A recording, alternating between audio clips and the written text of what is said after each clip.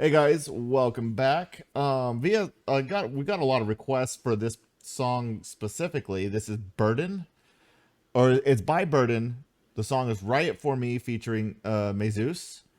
Um, I don't know anything about this, so this is a real fresh react for me. I know it is for Jerry also. I don't even know what else to say other than we can go ahead and get into this because I have no idea. All right, here we go.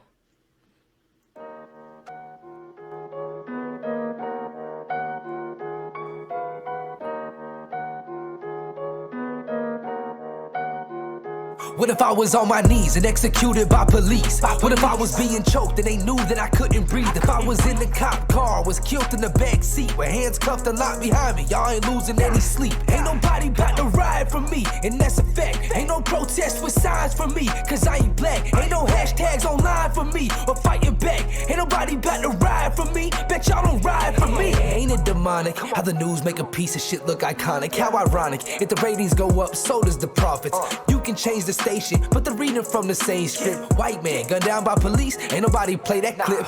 No one gave a shit. I won't get no famous case. I won't get no downtown monument where they paint my face. I won't get no NFL jersey spot that say my name. Oh, that's right, since I'm white, the situation ain't the same. Black lives matter, Asian lives matter, Spanish lives matter. Ain't allowed to say Caucasian lives matter. I think that's the chorus. So we'll go ahead and we'll go ahead and hit him here. Well, interesting is because all lives matter. I mean, he's doing a take on this. Is obviously as black officers here taking him down, Right. And the comparison to what happened with what was his name? George Floyd. George Floyd, yeah.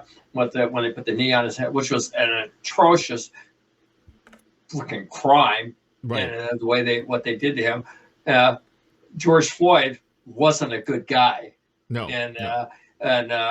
but all that's forgiven because of the way he was killed, and to be honest with you, because of race, and he's right in the point that there's a sentiment out there through the media and through the education establishment, even through our government, is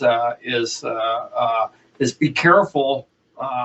If a black is recorded being mistreated by law enforcement, and Right. Because and the reality is because the blacks, in fact, in mass will typically go crazy and riot and start destruction, and we saw what happened with the whole Black Lives Matter, and Right. I think Black Lives Matter is a bunch of hooey. But the fact is that blacks are abused by the police. Yeah, they absolutely are, a number of them, and wrongfully, and but also whites are.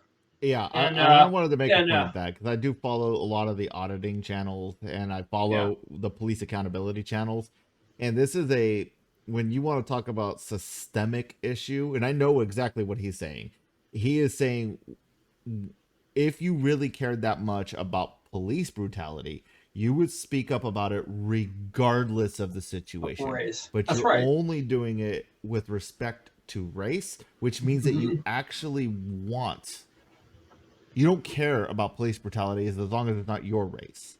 That's Right. that's the wrong mentality because at the end They of the can day, capitalize on it. police are government officials or Mhm. government. They're government employees. Public servants. Yeah, yeah. The lot of serving they do. Well, I'll tell you, They won't even and- serve and- you a warrant these days. in Oregon, in Harney County, Lavoy Finicum, Yeah. cowboy, just I think it was the day before his 60th birthday, was shot with his hands up, Yep. and he was trying to escape being shot at by police, and in his truck. When he hadn't made a threatening comment or a threatening move towards any law enforcement, Mhm. and there's video of it that he had his hands up in the air, and they shot and killed him.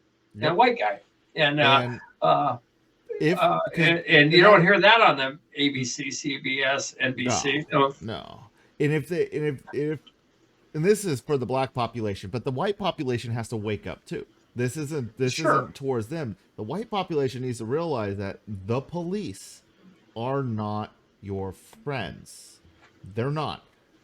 They're government, which means that push comes to shove, if the mayor or a judge or the president of the United States or the governor of your state comes and says, take him down, they're not your friends ever. That's Now, I right. know there might be cops that watch this channel and they're like, yeah, but we try to do our best.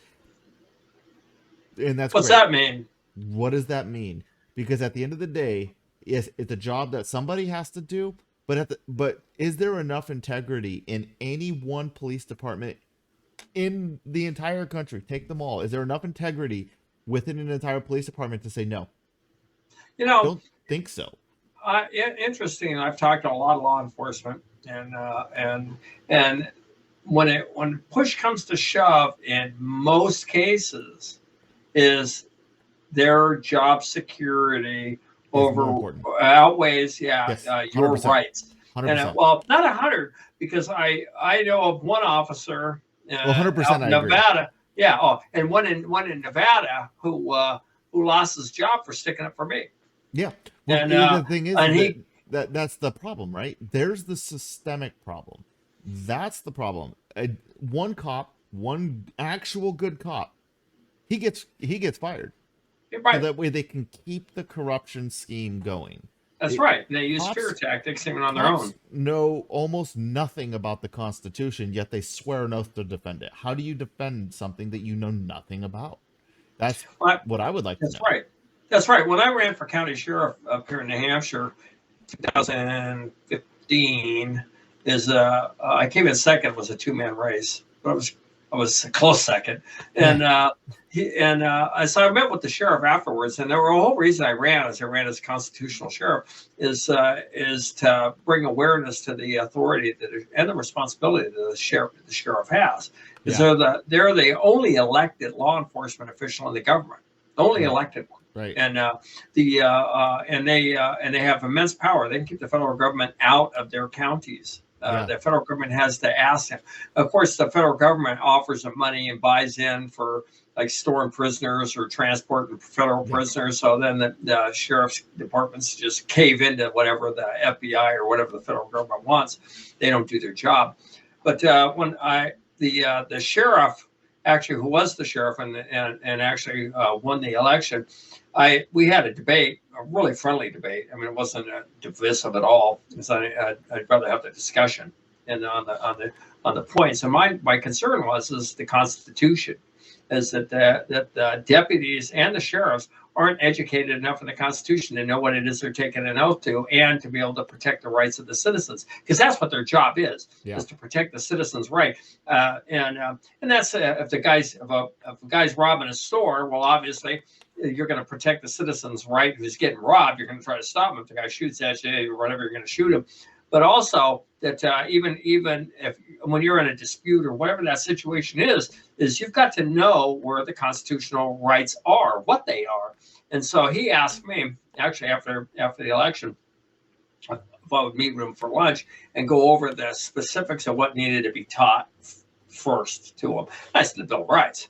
So obviously, I mean that's what was the most important out of the Constitution that they would learn is those first 10 amendments to the U.S. Constitution. And actually what that means, because cops think they know. There are some cops that legitimately know the amendment itself, right? So like the Fourth Amendment, no search and seizures, and they're like, and then they'll be the first ones that'll go up and say, "I need your ID." Yeah. And you're then they know what they can get away with. Well, and they're like, and then you ask them, well, what crime have I committed for you to? Well, no, you're supposed to give your ID no matter. No. Searches and seizure. You're trying to seize my identification. Do you have probable cause? What's your RAS? Reasonable, articulable suspicion that I am or about to commit a crime. And if their answer is, well, if you don't give me your ID, then you're obstructing justice. That's the famous line, right? So now you're obstructing justice because you won't give an ID. That's why obstruction is a secondary charge, not a primary. Yeah, they have no constitutional right to be able to force you into that, so you can't really be breaking it. You know, and for those of you who don't know, there was an event out in 2014 at the Bundy Ranch, and the Bureau of Land Management had surrounded the ranch because they wanted money from the Bundys that actually they wouldn't take it unless he signed this contract, which he wouldn't sign because it was corrupt and it was wrong. And but at any rate, it was this whole big deal 2014. You can look it up in Bunkerville, Nevada. But in the trial, go into more detail eventually on it too. So when the trial started, there were 19 people charged in this thing, and not one of them had done anything wrong. But the judge, when it came to having witnesses who testify for the defense, ordered that all those witnesses for the defense were notified that they have the right to legal counsel because they may self-incriminate themselves by testifying and be arrested. So how many attorneys are going to tell somebody who's not charged, well, go ahead and testify for them? That's how the justice system works.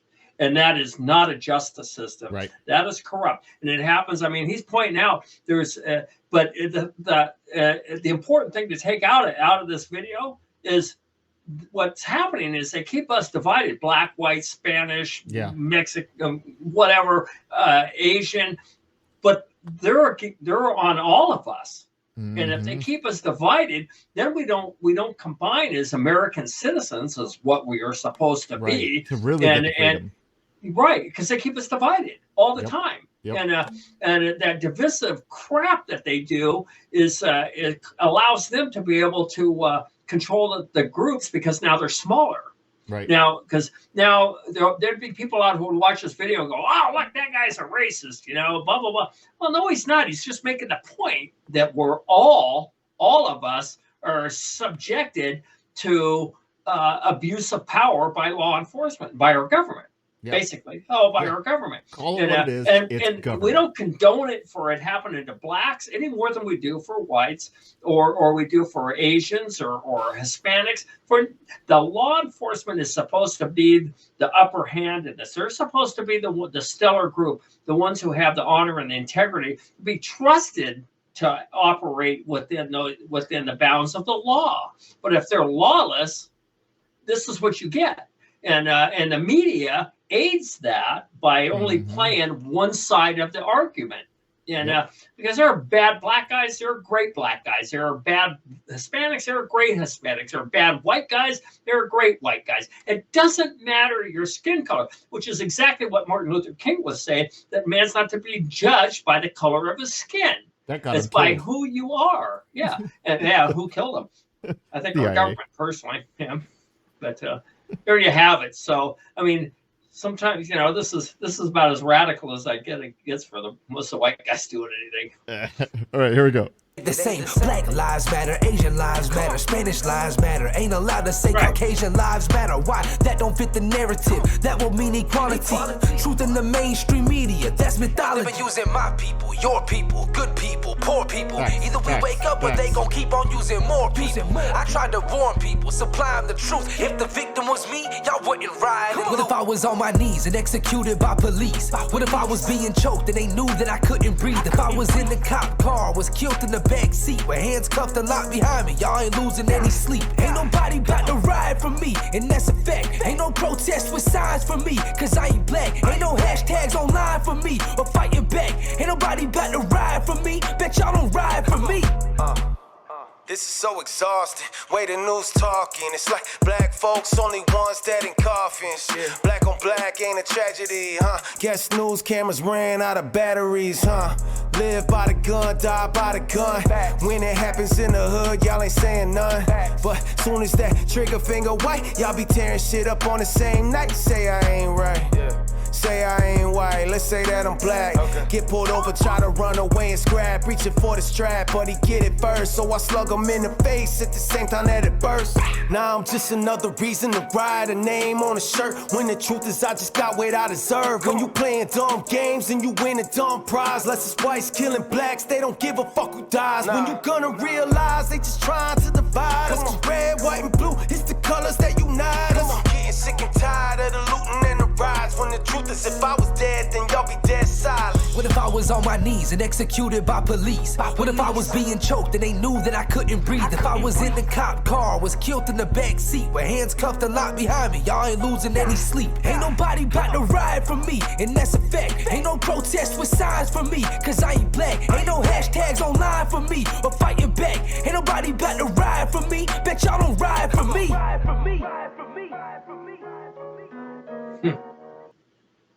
Well, I'll say that there's it took some nads to make that that video, and because he knows it opens him up to be every kind of racial slur there is, and but the reality is if you listen to that message of what he's saying, is it's all of us, and it's about the divisiveness of how we're treated, and all of us, and it's a shame, but we're manipulated that way, and they were controlled that way, and I mean, you think about it with the COVID, it was the masked, the unmasked, the vaxxed, the unvaxxed. It's always something to divide us.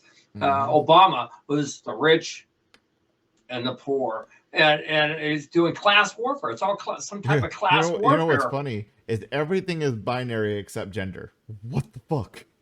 Yeah, that's true. That's true. Well, they can corrupt the society with what they're doing with gender, if you will. And but they've got to change the definitions of the words. They got to change everything, and you can't confront them on it because they'll never answer you on it. And the problem gets worse. And what I think really what they're hoping for is to have us so divided that it'll cause more of a rift, more trouble, more riots, and it'll be not based on what the law enforcement and our government is doing that is corrupt and causing these problems, but on their neighbor, and because of their skin color, what happens, and because people only take so much. But it's really got nothing to do with our race. It's got everything to do with the corruption within our own government. Yep. All right, guys, if you like that one, hit the subscribe button, share it, comment, all the good stuff, and see you guys on the next one. Semper Fi.